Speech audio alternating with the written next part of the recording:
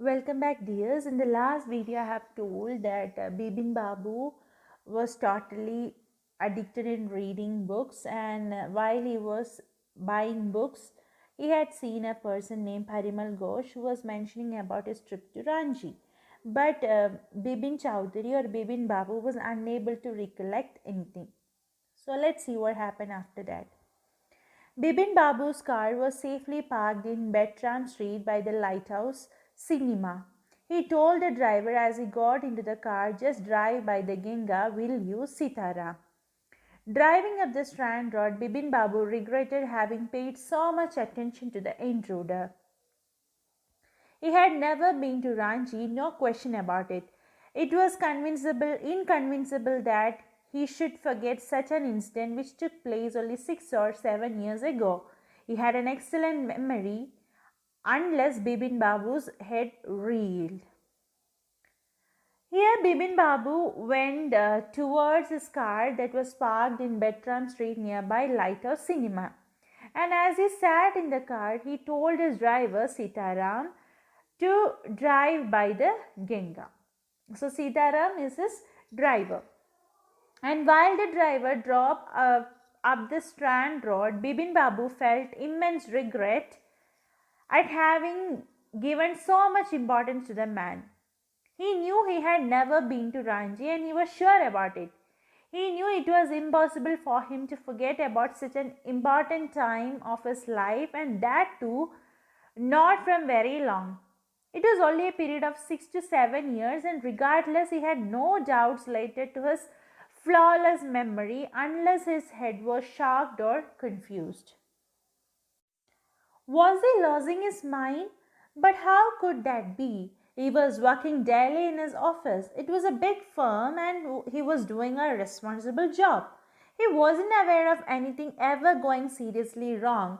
Only today, he spoke for half an hour at an important meeting, and yet, the man knew a great deal about him. How?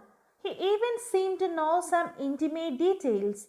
The bag of books, wife's death, brother's insanity. The only mistake was about his having gone to Ranchi. Not a mistake, a deliberate lie. In 58, during the pujas, he was in Kanpur at his friend Haridas Bakchi's place.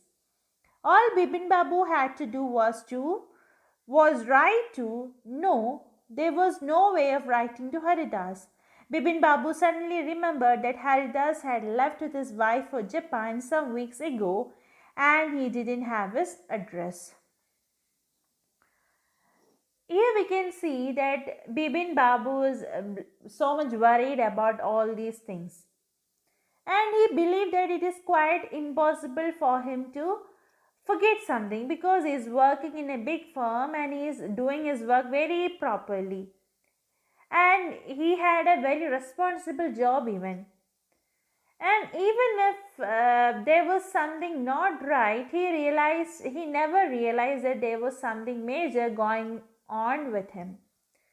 That particular day, he spoke for a stretch of only 1.5 hours at a very important meeting. But it is also true that the man knew quite a lot about Bibin Chowdhury, and that too some very intimate or personal details.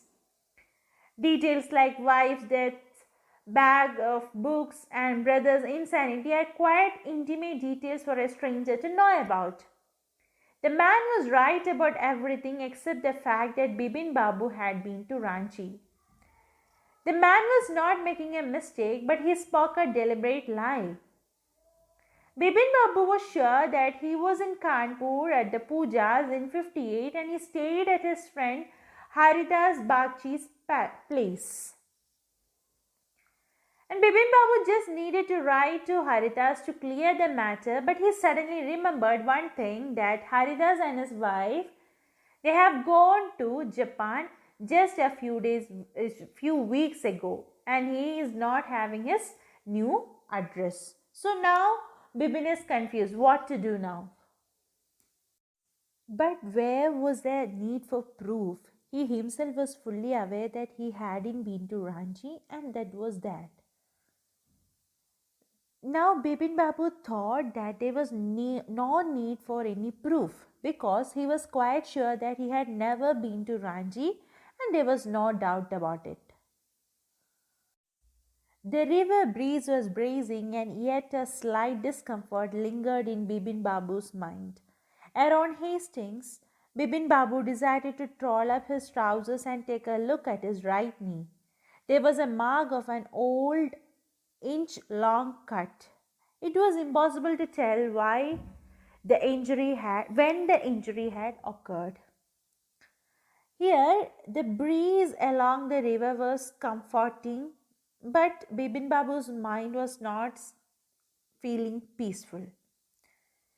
Amidst everything, he decided to roll up his trousers to see if his right knee has any mark.